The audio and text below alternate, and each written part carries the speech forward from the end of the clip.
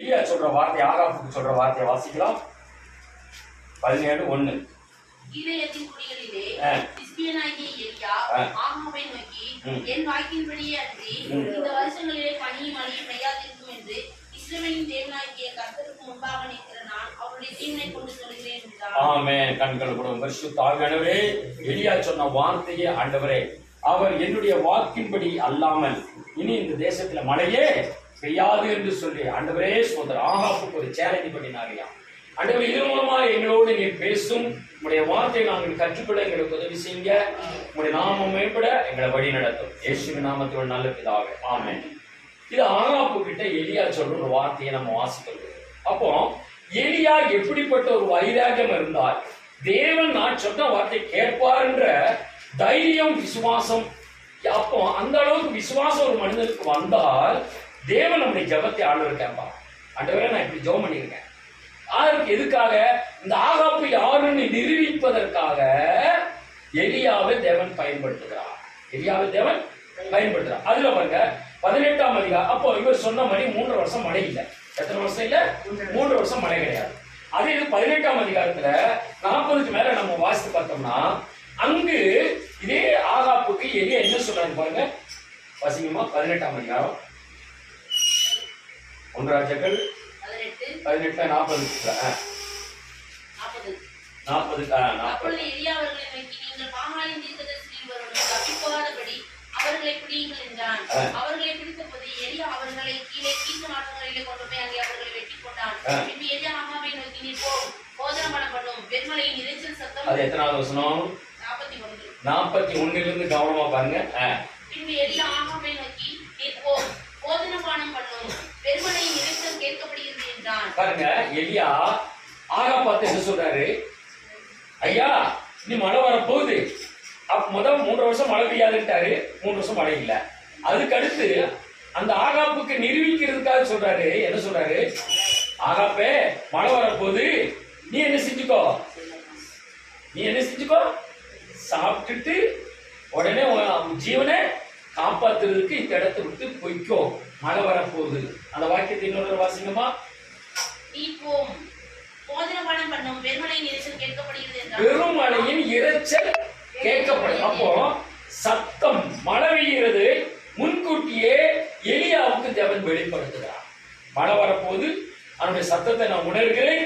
ஆகாப்பு சொல்கிறார், ஆகாப்புக்கு எலியா சொல்லுகிறார். அப்போ அதுக்கப்புறம் தான் அவர் என்ன சொல்றாரு பாருங்க. ஒரு தேவ மனிதனாக இருந்தால் முன்கூட்டி நடக்கக்கூடிய சம்பவத்தை தேவன் எலியாவுக்கு வெளிப்படுத்தினது போல தேவனுக்கு பிரியமா வாழ்கிற ஊழியர் மனிதர்களுக்கு தேவன் எப்படிப்பட்ட கிருபை கொடுப்பாரா? நடக்க போற சம்பவத்தை முன்கூட்டியே வெளிப்படுத்துவார். வாசிக்கலாமா? நிதானம் போனீங்க. ஆகாப் போஜனபானம் பண்ண போனான். பின்பு எலியா கர்மேல் பர்வதத்தினுடைய சிகரத்தின் மேல் ஏறி தரையிலே பணிந்து தன் முகம் தன் முழங்காலில் பட குனிந்து தன் ஊழியக்காரனை நோக்கி, நீ போய் சமுத்திர முகமாய் பார் என்றான். அவன் போய் பார்த்து ஒன்றுமில்லை என்றான். நீ இன்னும் 7 தரம் போய் பார் என்றான். 7ஆம் தரம் இவன், இதோ சமுத்திரத்திலிருந்து ஒரு மனுஷனுடைய உள்ளங்கை அத்தனை சிறிய மேகம் எழும்புகிறது என்றான். பாருங்க, அங்கு சொல்லப்படுகிறது ஆகாப் எங்க ஏறாரு? அதுல வாசிங்களா? ஆகாப் போஜனபானம் பண்ண போனான், சாப்பாடுறதுக்கு போயிட்டான். அப்போ எலி எங்க போறாரு? கர்மேல் பர்வதத்து மேல ஏறி போய் ஜெபம் பண்ண போறாரு. எதுக்குன்னா, ஆண்டவே மழை வரப்போகுது, வெளிப்பாடு தந்துட்டாரு, நான் ஆகாப்புக்கு சொல்லிட்டேன். அந்த மழையை கொண்டு வர்றதுக்காக அவர் முழங்கால் படியிட்டு தேவனுடைய பாதத்தில் விழுந்து எடுத்து ஜெபம் பண்றார். அப்போ கூட இருக்கிற வேலைக்காரன் என்ன சொல்றாருன்னா, நீ போய் அந்த இடத்துல எட்டி பாரு.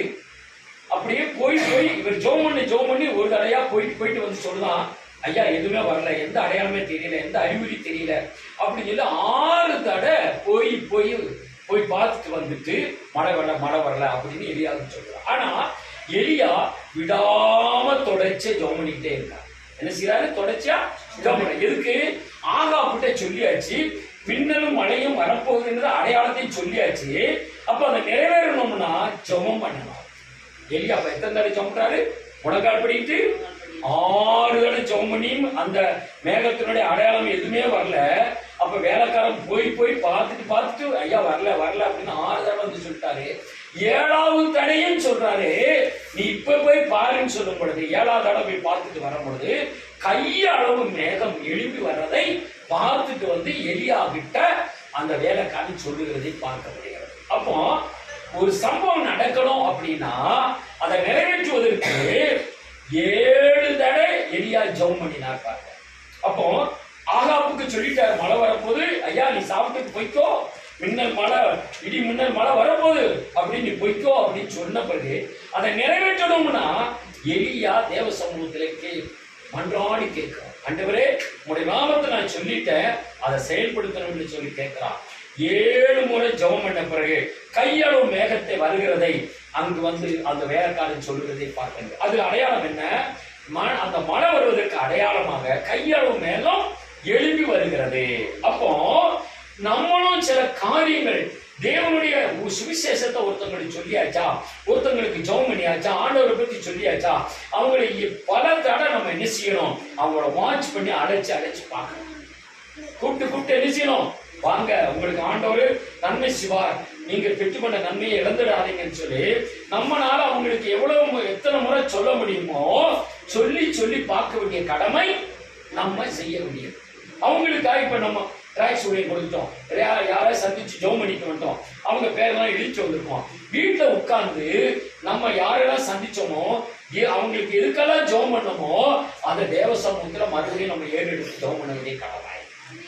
எலியா அப்படி ஜெபம் பண்ணனாலதான் 7வது தடவை என்ன வந்தது, அந்த கையளவும் மேகம் வந்து. அப்போ நம்முடைய ஜெபமும் அதே மாதிரி கேட்கப்படும். ஆண்டவரே என்னாலுக்கு நான் சுவிசேஷம் சொன்னேன், என்னாலுக்கு ஜெபம் பண்ணிட்டு வந்தேன், அவங்களுக்காக நீங்க என்ன செய்யும், விடுதலை கொடுங்க, சுகத்தை கொடுங்க, அவங்க ரட்சிக்கப்படட்டும், என் கடமை நான் செஞ்சுட்டேன் ஆண்டவரே, அதை முளைக்க செய்ய. வானத்திலிருந்து மழையானது பூமிக்கு விழுது, அது மீண்டும் வானத்துக்கு போகாதபடி பூமியை நடத்தி முளைக்க செய்து விதைக்கிறவனுக்கு விதையும் புசிக்கிறவனுக்கு ஆகாரத்தையும் கொடுக்கக்கூடிய வல்லமை இருக்கு. அப்போ ஆண்டவர் யார் என்பதை இதன் மூலமாக நமக்கு என்ன செய்யப்படுது, அறிவிக்கப்படுகிறது. அப்போ நம்மளும் தேவ சமூகத்திலே இப்படிப்பட்ட ஊழியர்களை செய்கிறவர்களுடைய கடமை என்னன்னா, நம்ம பார்த்தோம், சந்திச்சோம், விட்டுச்சோம், அவங்களுக்கு ஜெபம் பண்ண மாத்திரமில்ல, அவங்களுக்காக தொடர்ச்சியா ஜெபம் பண்ண வேண்டிய கடமைகள் நமக்கு இருக்கிறது. அப்போ அந்த கடமையை பாருங்க. அதுக்கு அடுத்த வசனத்தை வாசிக்கலாம். தொடர்ச்சி வாசிக்க. அவன் போய் பார்த்து ஒன்றும் இல்லை என்றான். 7 தினம் போய் பார் என்றான். 7ஆம் தினம் இவன் இதோ சமுத்திரத்தில் ஒரு மனுஷனுடைய உள்ளங்கை அத்தனை சிறிய மேகம் எழுப்புகிறது என்றான். அப்பொழுது அவன், நீ போய் ஆகாபை நோக்கி மழை உம்மை தடை செய்யாதபடிக்கு ரதத்தை பூட்டி போய்விடும் என்று சொல்கிறான். அப்போ வேலைக்காரன் மறுபடியும் சொல்லி அனுப்புறாரு, ஆகாப்ப சீக்கிரமா ரதத்தை கட்டிட்டு மழை வர்றதுக்கு முன்னாடி என்ன தப்பிச்சு சொல்லு, பயங்கரமான மழை வரப்போகுது அப்படின்னா ஆகாப்பு கிட்ட போய் சொல்றாரு, வேலைக்காரன் சொல்லி அனுப்புறாரு. அப்ப இவன் போய் சொல்லுகிறாரு, வாசிக்கலாம். ஆகாபை நோக்கி மழை உம்மை தடை செய்யாதபடிக்கு ரதத்தை பூட்டி போய்விடும் என்று சொல்லியிருந்தான். அதற்குள்ளாக வானம் மேகங்களினாலும் காற்றினாலும் கருத்து பெருமழை உண்டாயிற்று. பாருங்க, காற்றினாலும் மழையினாலும் மேகம் கருத்து பயங்கரமான மழை வந்தது இல்லையா?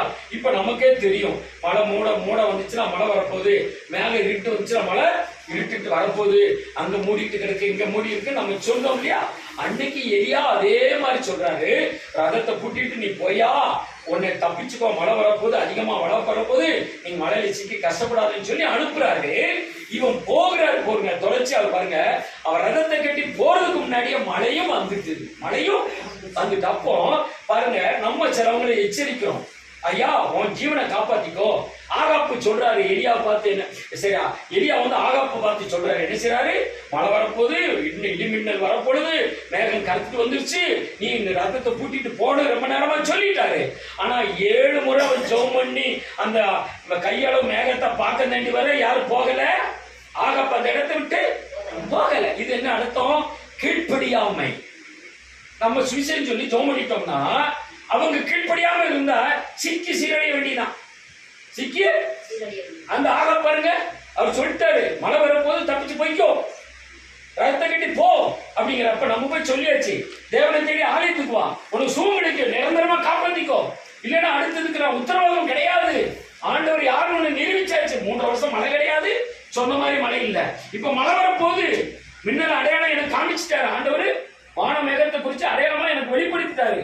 நீ உன்னை காப்பாத்திக்கோன்னு சொல்றாரு. அவன் கீழ்ப்படியாம இருந்தா இன்னைக்கு நம்ம சுவிசேஷம் சொல்லும் பொழுது, ஜெபிக்கும் பொழுது நம்ம கடமைகளை செய்யறோம், நம்ம சொல்லிடுறோம் இப்படிதான் இருக்கணும், இப்படிதான் நடக்கணும், இப்படி இருந்தா இப்படி நல்லது நம்ம சொல்லுகிறோம்.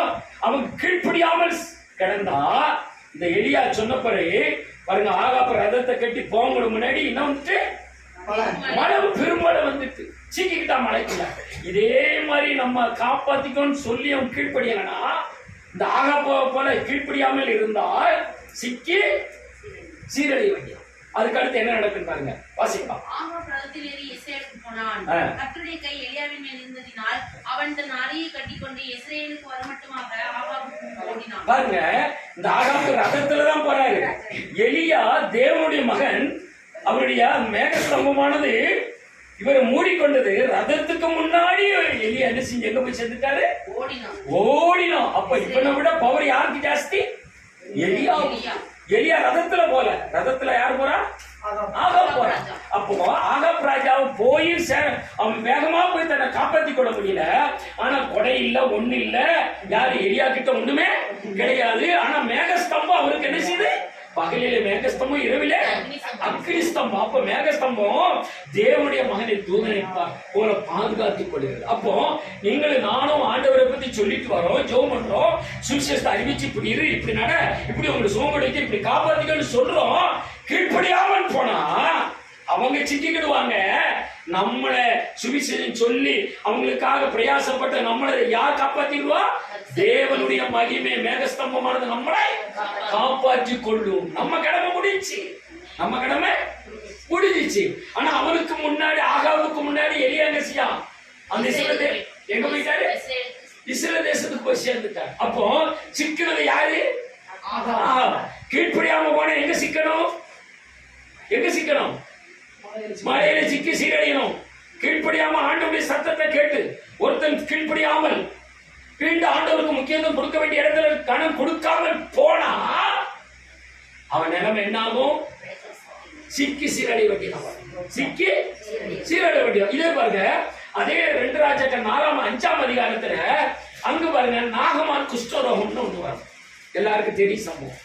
அப்போ அங்கு ஒரு ராஜாவை பாருங்க, அவர் அந்த 2 ராஜாக்கள் 5 அதிகாரத்துல பார்க்கும் பொழுது அங்கு சொல்லப்பட்டிருக்கு பாருங்க. அவர் எந்த நான் வாசிக்கமா? அவர் யாரு? படைத்தலைவன், படையினுடைய தலைவர், ஒரு தேசத்தினுடைய படைத்தலைவர். அவர் யாரு?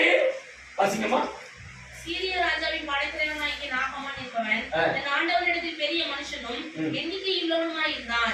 அவனை கொண்டு கர்த்தர் சீரியாவுக்கு ரட்சிப்பை கட்டளையிட்டார். அவனை கொண்டு ஒரு தேசத்துக்கே ரட்சிப்பு கட்டளையிட்டார். ஆனா அவனுடைய நிலைமை பாருங்க, மகா பராக்கிரமசாலியாகி அவர் எப்படிப்பட்டவர்? பராக்கிரமசாலி, திறமசாலி. அவனுக்குள்ள என்ன இருந்தது? குஷ்டரோகம் இருந்தது. பாருங்க, ஒரு படைத்தலைவன், அவனை வச்சு ஒரு தேசமே காப்பாற்றப்படுகிறது. அவனுக்குள்ள ஒரு வியாதி என்ன இருக்குது? குஷ்டரோகம் இருக்குது. வாசிங்கம்மா? சீரியாவில் இருந்து தண்டுகள் புறப்பட்டு இஸ்ரவேல் தேசத்திலிருந்து ஒரு சிறு பெண்ணை சிறைபிடித்துக் கொண்டு வந்திருந்தார்கள். அவள் நாகமானின் மனைவிக்கு பணிவிடை செய்து பாருங்க, அந்த தேசத்துல ஒரு சின்ன பிள்ளைய வேலைக்காரியா கொண்டு வந்து வச்சிருக்காங்க. ஒரு வேலைக்காரியா கொண்டு வந்து வீட்டுல வச்சிருக்காங்க. அது நாகமானுடைய மனைவிக்கு வேலைக்காரியா கொண்டு வந்து நிப்பாட்டி இருக்காங்க. அந்த அம்மா வேலை செய்யும் பொழுது பாருங்க, இந்த அம்மா இந்த சிறு பிள்ளை தன்னுடைய எஜமான் குஷ்டரோகத்துல வேதனைப்படுகிறான்னு சொல்லி இவள் அழிந்து கொண்ட தெய்வத்தை குறித்து சின்ன பிள்ளை சொல்லுது. அந்த ராணி அம்மாவுக்கு சொல்லுது, ராஜாவோட அந்த நாகமானுடைய மனைவியோடு சொல்லுது. என்ன சொல்லப்படுகிற வாசிங்க? அவள் தன் நாச்சியாரை பார்த்து, என் ஆண்டவன் சமாரியாவில் இருக்கிற தீர்க்கதரிசியிடத்தில் போவாரானா? சமாரியாவில் இருக்கிற தீர்க்கதரிசி பாருங்க, இந்த சிறு பிள்ளை ஆண்டவரை பத்தி யாருக்கு சொல்றா? ஒரு ராஜாவுடைய குடும்பத்துக்கு சொல்ற அளவுக்கு ஒரு பணிவிடக்காரி. அந்த அம்மா சொன்னா கேட்கக்கூடிய இது கிடையாது. ஒரு வேலைக்காரி சொன்ன ஒரு ராணி அம்மா கேட்பாங்களா? கேட்க மாட்டாங்க. ஆனா இந்த சின்ன பிள்ளை சொல்லுது, ஐயா அம்மா, உங்க வீட்டுக்கார ஐயாவுக்கு ராஜாவுக்கு இப்படி ஒரு வியாதி இருக்குல்ல, எங்க தேசம் சீரியா தேசத்துல ஒருத்தர் இருக்காரு தீர்க்கதரிசி, அவரை போய் பார்க்க சொல்லுங்க. அவர் பார்த்தா அவர் ஜெபம் பண்ணா இவங்களுக்கு சுகம் கிடைக்கும் அப்படின்னு நம்ம எடுத்து சொல்லுங்க. வாசிங்கம்மா? அவள் இந்த நாச்சியாரை பார்த்து, என் ஆண்டவன் சமாரியாவில் இருக்க தீர்க்கதரிசிக்கு போவாரானால் நலமாய் இருக்கும். அவர் இவருடைய குஷ்டரோகத்தை நீக்கி விடுவார் என்றாள். அப்பொழுது அவன் போய் இஸ்ரவேல் தேசத்து பெண் இன்ன பிரகாரமாய் சொல்கிறாள் என்று தன் ஆண்டவனிடத்தில் அறிவித்தான். பாருங்க, அந்த அம்மா சின்ன பிள்ளை சொன்னதை போய் அந்த அம்மா போய் தன் கணவன் எடுத்த சொல்றாரு, இந்த மாதிரி சிறிய தேசத்துல ஒரு இருக்காராம், அவர்கிட்ட போனா அவங்க சுகம் ஆயிடும் சொல்லி. அப்ப இவர் என்ன சொல்றாரு, சரி நான் போறேன்னு சொல்லி தலைவர் என்ன செய்யறாரு, அவருக்கு மேல ஒரு அதிகாரியா இருப்பார்ல, அவர்கிட்ட போய் சொல்றாரு. அவர் என்ன செய்யறாரு, அப்படியா நீ அங்க போய் பாரு அப்படின்னு சொல்லி அவருக்கு ஒரு லெட்டர் கொடுத்து அனுப்புறாரு. அந்த லெட்டரை படிச்சு பார்க்கும்போது என்ன அங்க சொல்லப்படுது, இந்த மாதிரி என்னுடைய படைத்தலைவருக்கு இப்படி ஒரு வியாதி இருக்கு, அதை நீ நினைச்சு நீக்கி விடு அப்படின்னு சொல்லி அந்த லெட்டரை கொண்டு வந்து கொடுத்தோன்னு இவர் படிச்சு பார்த்தாரு. படிச்சு பார்த்துட்டு இவர் சொல்லுவாரு, நம்ம எப்படியா வாசிக்கணும். ராஜா அந்த நிருபத்தை வாசித்த போது அவன் தன் வஸ்திரங்களை கிழித்துக் கொண்டு ஒரு மனுஷனை அவன் குஷ்டரோகத்தினின்று நீக்கிவிட வேண்டும் என்று அவன் என்னிடத்தில் நிருபம் அனுப்புகிறதற்கு கொல்லவும் உயிர்ப்பிக்கவும் நான் தேவனா? பாருங்க, நான் கடவுளா? நான் கடவுளே கிடையாது. என்கிட்ட வந்து இதை கேட்க முடியுமா? நான் எப்படி வியாதியை குணமாக்க முடியும்? என்கிட்ட அனுப்பிட்டாரு அப்படின்னு சொல்லி அவரு புலம்புறாரு. அதுக்கு அடுத்து பாருங்க, வாசிக்குமா. இவன் என்னை விரோதிக்க சமயம் தேடுகிறான் என்பதை சிந்தித்து பாருங்கள் என்றான். இஸ்ரவேலின் ராஜா தன் வஸ்திரங்களை கிழித்துக் கொண்ட செய்தியை தேவனுடைய மனுஷனாகி எலிசா கேட்டபோது அவன், நீர் உம்முடைய வஸ்திரங்களை கிழித்துக் கொள்வானே, அவன் என்னிடத்தில் வந்து இஸ்ரவேலிலே தீர்க்கதரிசி உண்டு என்பதை அறிந்து கொள்ளட்டும் என்று ராஜாவுக்கு சொல்லி அனுப்பினார். பாருங்க, ராஜாவுக்கு சொல்லி அனுப்புறாரு, நம்ம தேசத்துல ஜெபம் பண்ணா அற்புதம் செய்யறதுக்கு ஒரு தீர்க்கதரிசி இருக்கிறேன் என்று சொல்லி நீ சொல்லி அனுப்பு. நம்முடைய இஸ்ரவேலி ஜனங்கள் தாழ்மையானவர்கள் அல்ல, பலசாலிகள், தேவனுடைய சமூகத்தில் எதை கேட்டாலும் வாங்கிடலாம் என்று சொல்லி இன்னைக்கு ரட்சிக்கப்பட்ட உங்களையும் எங்களையும் கிறிஸ்துவனையும் ஆண்டவர் இப்படித்தான் வச்சிருக்கிறார். நம்ம ஜெபம் பண்ணா அற்புதம் நடக்கும், நாம் போய் அவங்களுக்கு ஆண்டவர் சொன்னா ஏற்றுக்கொள்வார்னு சொல்லி அந்த விசுவாசம் எலியாவுக்கு இருந்தது. நம்ம லேசான ஆட்கள் கிடையாது. அப்போ தேவனை அறிந்த மனிதர்கள் விசுவாசத்தோடு நம்ம போய் சுவிசேஷம்னா அவங்க ஏற்றுக்கொள்வாங்க, அவங்க கஷ்டத்திலிருந்து வெளியே கொண்டு வந்துடலாம், நம்ம பெற்றுக்கொண்ட ரட்சிப்பு அவங்களுக்கு சொல்லுவோம் என்று சொல்லி அந்த சிறு பிள்ளை எப்படி போய் சொன்ன அந்த அம்மா ஏற்றுக்கொள்கிற அளவுக்கு அந்த பிள்ளையுடைய வார்த்தையில அதிகாரம் இருந்தது. அந்த சிறு பிள்ளை வார்த்தையில விசுவாசத்தில் அதிகாரம் இருந்தது. அப்ப இந்த சின்ன பிள்ளை சொல்ற அளவுக்கு அந்த மனசுல பதியணும்னா தேவ பிரசன்னம் அந்த பிள்ளைக்குள்ள இருந்தது. அப்போ சுவிசேஷம் சொல்லுவதற்கு ஆண்டவரை பற்றி நம்ம அடுத்தவங்களுக்கு சொல்லுவதற்கு நம்மகிட்ட என்ன இருக்கணும்? தேவ வல்லமை பிரசன்னம் இருக்கணும், அந்த அபிஷேகம் இருக்கணும். அபிஷேகம் இருக்கிறவங்க சொல்லும் பொழுதுதான் தேவன் மகிமைப்படுகிறார். நம்ம சொல்லும் பொழுது உங்க இருதயத்தை தொடும். இந்த சிறு பிள்ளை சொன்ன உடனே அந்த அம்மாவுடைய இருதயத்தை தொட்டிச்சா? அந்த அம்மா இதயம் தொட்டோன்னு யார்? கணவனுடைய இதயத்தை தொட்டிச்சா? அப்போ சொல்றதுக்கு நம்ம சுவிசேஷம் சொல்றதுக்கு நமக்கு என்ன வரணும்? தேவ அபிஷேகத்தின் கிருபை பெற்று இருக்கணும். அப்ப கிருபை பெற்று இருக்கிறவங்க சுவிசேஷம் சொல்லும் பொழுது அங்கே ஏற்றுக்கொள்ளப்படுகிறது. சுவிசேஷம் சொல்லப்படும் பொழுது அங்கே ஏற்றுக்கொள்ள. அந்த சிறுபிள்ளை சொன்ன உடனே அவங்க ஏற்றுக்கொண்டாங்க. பாத்தீங்களா? அவங்க போய் சொன்ன உடனே பாருங்க, என்னால சுகம் பண்ண முடியாது, என்னால எப்படியா தீர்க்க முடியும் சொல்லி அந்த ராஜா புலம்பிக் கொண்டு இருந்தார். அப்ப என்ன அர்த்தம்னா, சிலவங்க ஆண்டவர் போயிட்டு அறிஞ்சிருப்பாங்க, ஆண்டவருக்கு தெரிஞ்சிருப்பாங்க, ஐயோ நான் போய் ஜெபம் பண்ணா விடுதலை கிடைக்குமா? கிடைக்காது, நான் ஜெபம் பண்ண நடக்காது என்று சொல்லி சில சமயத்துல நமக்குள்ள சில போராட்டங்கள் இருக்கலாம். கிருபை இல்லாதவங்க கிட்ட போராட்டங்கள் இருக்கும். அவங்க ஜெபம் பண்ணா பிசாசு போகாது, அவங்க ஜெபம் பண்ணா ஒரு காரியம் அற்புதங்களும் நடக்காது. ஆனா இந்த எலியா அப்ப சொல்றாரு, நீங்க பயப்படாதீங்க ராஜா, இங்க தீர்க்கதரிசி ஒருத்தர் இருக்கிறாரு, தேவன் என்ன அபிஷேகிச்சிருக்காருன்னு சொல்லி நீங்க தைரியமா போய் சொல்லலாம். என்ன சொல்லலாம்? நான் ஜெபம் பண்ணா, நான் கிறிஸ்துவன், என் இயேசு அற்புதம் செய்வார், நான் இவங்களுக்காக ஜெபம் பண்றேன்னு உங்களுக்குள்ள அந்த விசுவாசம், அந்த சின்ன பிள்ளைகள் இருந்த விசுவாசத்தின்படி உங்களோடு இருந்தா, அபிஷேகம் உங்களுக்குள்ள இருந்தா, நீங்க போய் சுவிசேஷம் சொல்லும் பொழுது அவன் ரட்சிக்கப்படுவான். அந்த கிருபையை நம்ம என்ன செய்யணும்? பெற்றுக்கொள்ளணும். அந்த அபிஷேகத்தை நம்ம பெற்றுக்கொள்ளணும். அப்பதான் நம்ம சுவிசேஷம் செய்வதற்கு தேவன் கொடுத்த அபிஷேகம் இருக்கிறதை நிரூபிக்க முடியும். அப்ப அதுக்கு அடுத்து சொல்றாரு, அவன் இங்க வர சொல்லுங்க. வாசிங்கமா.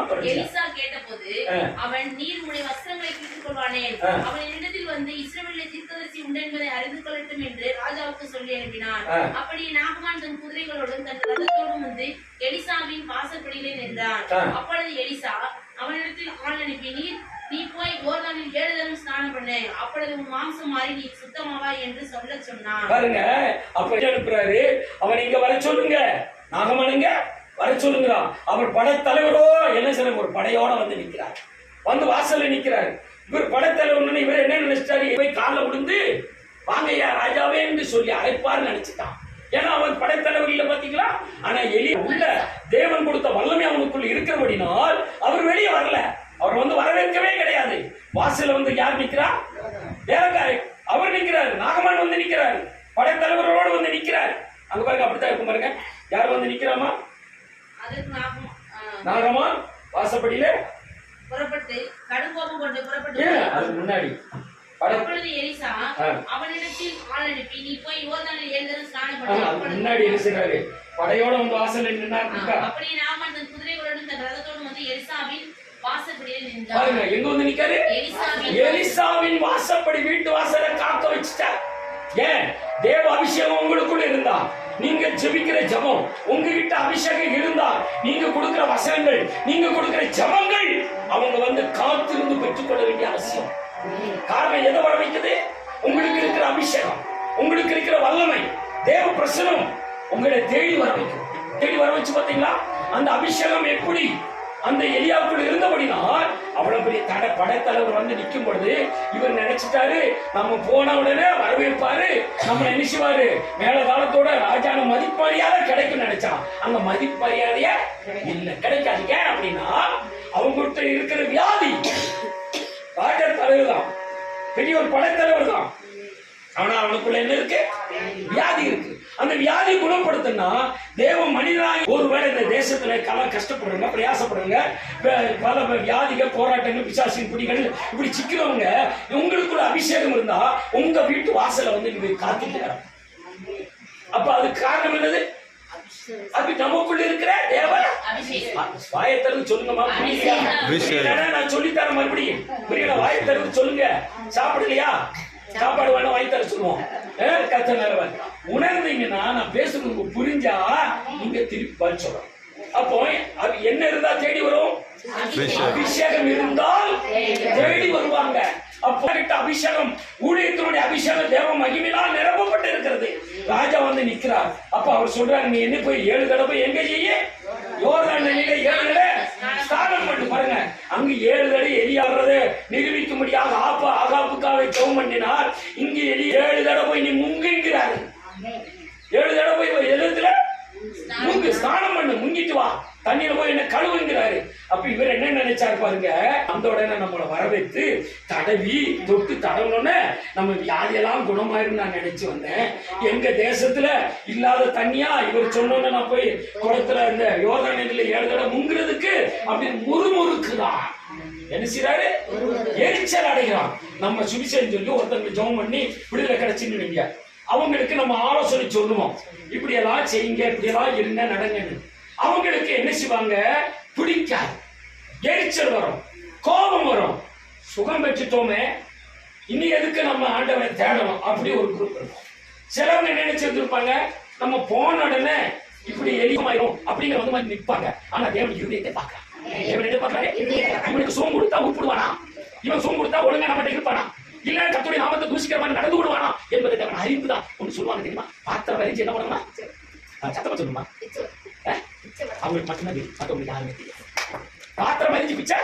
அப்போ நம்முடைய இதய குணாதிசயங்களை பார்த்துதான் தேவன் கிருபை வரைகளை தேவன் கொடுப்பான். அப்போ இவர் வந்து சொன்ன உடனே போய் முங்க மாட்டாங்க, எரிச்சாரு, கோபப்படான். எங்க வீட்டுல எங்க ஏரியாவில் இல்லாத தனியாயா, ஆறாவது இல்லாத ஆறா, இவர் வந்து சொன்ன அதை போய் முங்க சொல்றாருன்னு எரிச்சல், கோபம். அப்போ தேவ வசனத்தை சொல்லி நீங்க இப்படியெல்லாம் இருங்க, இப்படியெல்லாம் நடந்து கொள்ளுங்க அப்படின்னா அவங்க அதை அவங்க என்ன எதிர்பார்ப்பாங்க தெரியுமா? வந்த உடனே சோம்பேறிச்சணும், வந்த உடனே பணம் கொட்டி விட்டுமா கொட்டிடணும், வந்த உடனே பிள்ளை இல்லாதவங்களுக்கு பிள்ளை விட்டுணும், என்ன நினைச்சணும்? பணம் காசு வீடு நிறைய நினைச்சிடணும். நம்ம நினைச்ச உடனே எல்லாம் வீடு நிறைய முத்தத்தை வாங்கி ஆணிக்கிறோம், வீட்டுல அரிசி கூட முடியா நிற்கணும். இதெல்லாம் ஏச தேடி வந்து கிடைச்சுன்னு நினைக்கிறோம். அப்படி கிடையாது. தேவன் சொல்றது கீழ்ப்படிதல். முதல்ல கீழ்ப்படிதல், கீழ்ப்படிதலை பார்த்துதான் தேவன் கொடுப்பான். இவன் நாகமான என்ன செஞ்சாரு? கீழ்ப்படிதலே இல்ல, அவன் முறுமுறுத்தான், எரிச்சல் அடித்தாரோ, கோவப்பட்டாரோ, முறுமுறுத்தாரோ, துர் ஆலோசனைகளை கேட்டாலோ. துர் ஆலோசனை கேட்கறது தெரியுதா? என்னது? தவறான ஆலோசனைகளை கொடுப்பாங்க. தவறான ஆலோசனை கேட்டு சாக்கடையில் போய் விழுந்து வைக்கலாம். எங்க போய் விடணும்? பையன் குளிப்பாட்டி எத்தனை கல் பண்ணா மறுபடியும் எங்க போவோம்? இந்த சுபாவம் உள்ளவனை ஒரு நாள் திருத்த முடியாது. அப்போ தேவ சத்தியத்துக்கு இவரு முறுமுறுப்பு, எரிச்சல், கீழ்ப்படியாமல் இருந்தவனால் அவன் கூட வந்து ஒரு வேலைக்காரர் என்ன சொல்றாங்க? சமீபத்தில் வந்து அவனை நோக்கி, தகப்பனே, அந்த தீர்க்கதரிசி ஒரு பெரிய காரியத்தை செய்ய உனக்கு சொல்லியிருந்தால் அதை நீ செய்வீரல்லவா? ஸ்நானம் பண்ணும், அப்பொழுது சுத்தமாவீர் என்ற ஒரு முறை சொல்லும்போது அதை செய்ய வேண்டியது எத்தனை அதிகம் என்று சொன்னார்கள். அப்பொழுது அவன் இறங்கி தேவனுடைய மனுஷன் வார்த்தையின்படியே யோர்தானில் 7 தடவை முடியும் போது அவன் மாம்சம் ஒரு சிறு பிள்ளையின் மாம்சத்தை கூட மாறி அவன் சுத்தமானான். கூட வந்த வேலைக்காரன் உணர்ந்து கொண்டான். கூட வந்த வேலைக்காரன், அங்க வந்த சின்ன பிள்ளை வேலைக்காரன்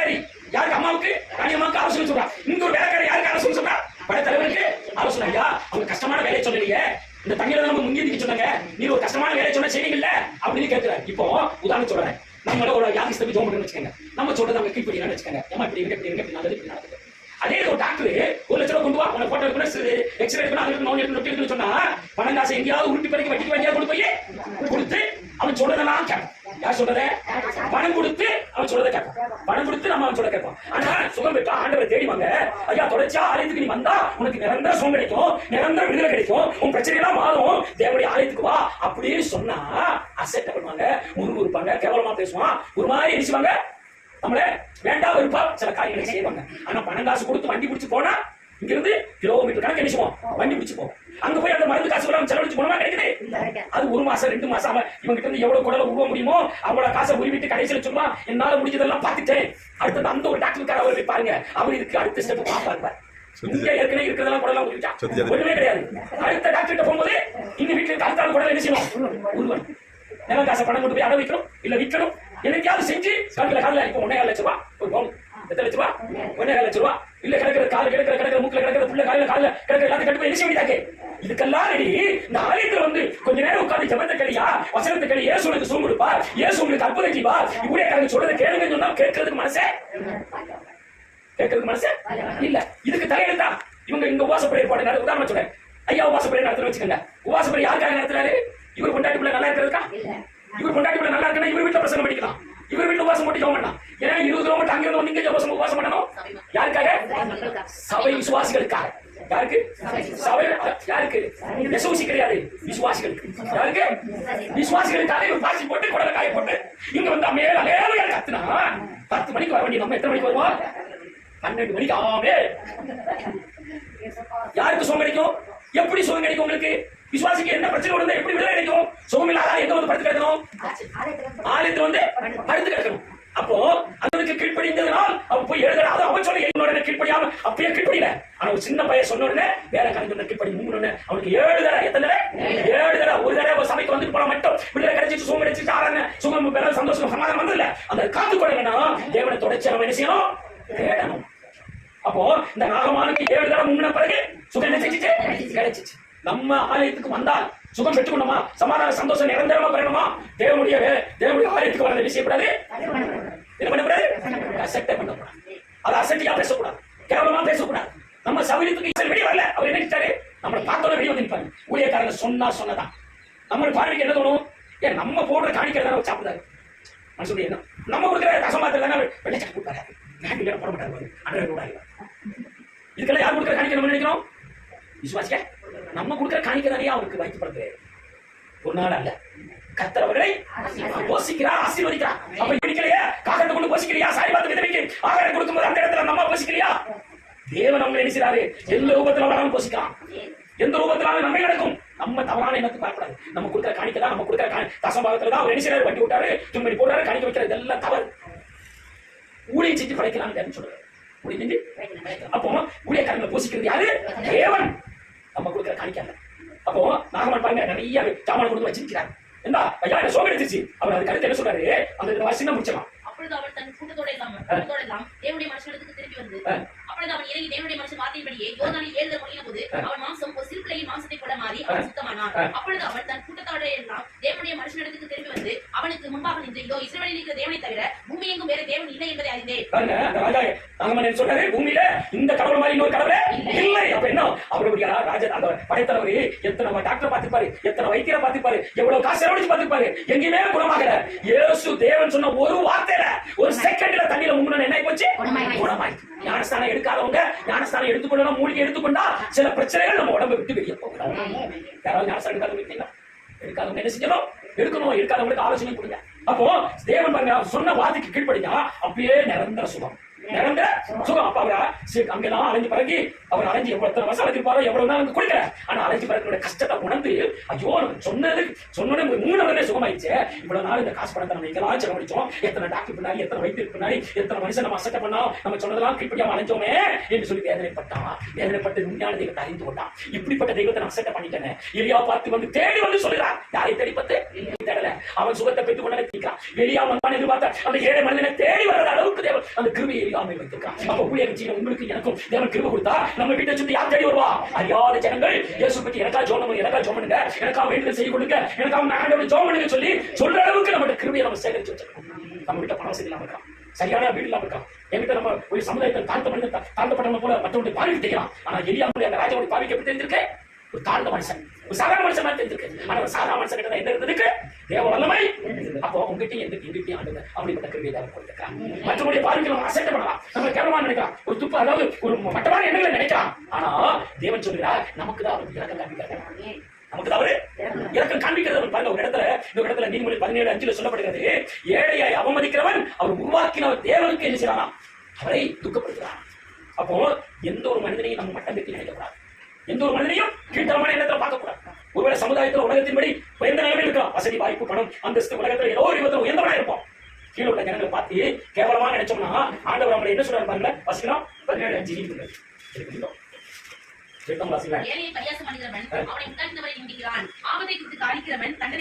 அவனுக்கு தண்டனை நிச்சயமா உண்டு. ஏழைகளை பார்த்து துச்சமா கேவலமா பேசக்கூடாது, நினைக்கக்கூடாது. அவனை பார்த்து நீ அப்படியா, நீ என்கிட்ட விட்டுக்கூடாது, நீ அவளை தூரத்தான் நிக்கணும், என் வீட்டு வழி எரிசிக்கூடாது, செருப்பு விடக்கூடாது, என் வீட்டு வழி துண்டு துணி எல்லாம் எரிசிக்கூடாது, அவுத்து மடியில் வச்சுப்போம். இதெல்லாம் அந்த காலத்தில் இருக்கு, நான் கைப்பற்றேன். அப்படிப்பட்ட ஜனங்களை பார்த்து நம்ம கேவலமா மனசுல நினைச்சால் அவனுக்கு பேர் என்னது? யாரை துக்கப்படுத்துறோம்? தேவனை துக்கப்படுத்துறான். அவனுக்கு என்ன இல்ல வசனிஸ்டர் கலசியா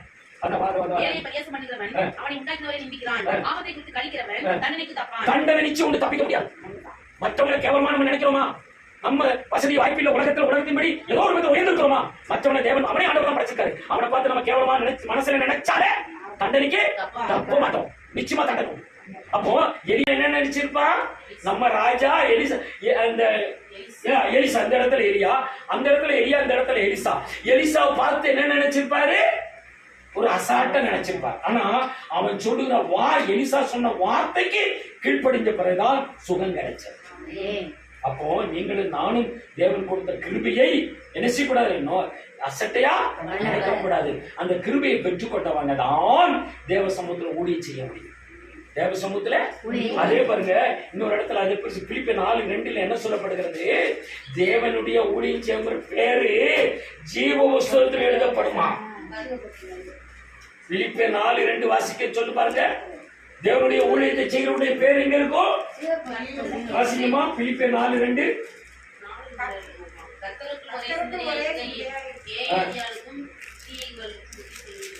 4:2 பிலிப்பியர் அது இல்ல பிலிப்பியர் 4:2 தானே? வாசிங்க, சத்தம் வாசிங்க. இல்ல தொடர்ச்சியா கீழே வரும். அவருடைய நாமம் எந்த வசனம் சொல்லுங்க? 4:3 பிலிப்பியர் 4:3 அன்றையும் என் உத்தம கூட்டாளியே அவர்களுக்கு உதவியாய் இருக்கும்படி முன்னையும் வேண்டிக் கொள்கிறேன். அவர்கள் கிளமெந்தோடும் மற்ற என் உடன் வேலையாட்களோடும் கூட சுவிசேஷ விஷயத்தில் என்னோட கூட மிகவும் பிரயாசப்பட்டார்கள். அவர்களுடைய நாமங்கள் ஜீவ புஸ்தகத்தில் எழுதி இருக்கிறது. பாருங்க, ஊழியத்துக்கு பிரயாசப்படுறவருடைய பேர் எங்க இருக்குமா? அப்போ உங்க பேர் இருக்கா இல்லையன்றது நீங்களே முடிவு பண்ணிக்கங்க. இத்தனை நாள் நம்ம எப்படி ஊழியம் செஞ்சோம்? ஊழியம் செஞ்சு அறகுறையா வந்து ஊடமாட தலையை காமிச்சிட்டு போனவங்களுக்கு எல்லாம் பேர் இருக்குமான்னு எனக்கு தெரியாது. ஆனா வேதம் என்ன சொல்லுது? ஊழியத்துக்கு பிரயாசப்பட்டு ஊழியம் செய்யற பேர் எங்க இருக்குமா? இனிமேலாவது இருக்குமா? இருக்குங்கிறவங்க ஒரு அலையிலேயே சொல்லாமே. ஆமே. ஆசைப்படுறவங்க ஒரு அலையிலேயே சொல்லலாமே. இன்னும் நிரந்தரமா நிலைச்சு நிக்கணும்னு நினைக்கிறவங்க ஒரு அலையிலேயே சொல்லலாமே. ஆமே. அப்போ ஊழியம் செஞ்சா நம்ம பேர் எங்க வந்துரும்? ஆமே. கர்த்தர் நல்லவர். ஆமே. விடாம நம்ம ஜெபம் பண்ணுவோம். கர்த்தர் ஊழியத்தை விடாம செய்வோம். உற்சாகத்தோடு அபிஷேகத்தோடு ஆண்டவரே என்ன நீர் பயன்படுத்துங்க. நான் டாக்ஸ் கொடுக்கிறவங்க வாங்குறவங்க ரட்சிக்கப்படணும். எனக்கு ஞானமா பேசக்கூடிய கிருபை தாங்க. நான் ஜெபம் பண்ணும் பொழுது அன்னைக்கு அற்புதம் நடந்தது போல இன்னைக்கு அற்புதங்களை செய்யுங்கன்னு சொல்லி நம்ம முழங்கால் படிட்டு ஜெபிச்சு இந்த ஊழியத்துக்குள்ள கடைசிலமா தேவன் தாம் நம்மளை ஆசீர்வதிப்பாங்க. அப்போ நம்முடைய பெயர் ஜீவஸ்துல இடம்பெற்றது மாத்திரமல்ல, நம்ம என்ன செய்யணும்? தொடர்ச்சி அவங்களுக்காக ஜெபம் பண்ணணும். நம்ம தெரிஞ்சவங்களை என்ன செய்யணும்? சுவிசேஷம் சொன்னா ஆலயத்துக்கு வாங்கன்னு சொல்லி அழைத்து வர வேண்டிய அவசியமாக இருக்கிறது. அப்ப ஆலயத்துக்கு வரும்பொழுதுதான் அவங்க நிரந்தரமா சுகத்தை என்ன செய்ய முடியும்? காத்துக்கொள்ள முடியுங்கிறத நம்ம விளக்கமா எடுத்து சொல்லணும். வந்துட்டு ஐயா நம்ம ஜெபம் பண்ணி விட்டுட்டோம், சுகம் கிடைச்சுன்னா அசாண்டா இருக்கக்கூடாது. அந்த நிரந்தரமா காத்துக்கொள்ள வழிகளை நம்ம என்ன செய்யணும்? ஆலயத்துக்கு வந்தா சொல்லி கொடுப்போம்னு சொல்லி வாங்க சொல்லி அவங்களை என்ன செய்யணும்? வரவேற்க வேண்டிய அவசியமா இருக்கு. நான் சொல்றது உங்களுக்கு புரிஞ்சிருக்குன்னு நினைக்கிறேன். சரி, ஜெபம் பண்ணாங்களா? கர்த்தர் தாம் நம்மளை ஆசீர்வதிப்பாங்க. ஐயா ஜெபம் பண்ணிங்க. அப்படி ஜெபிப்போம்.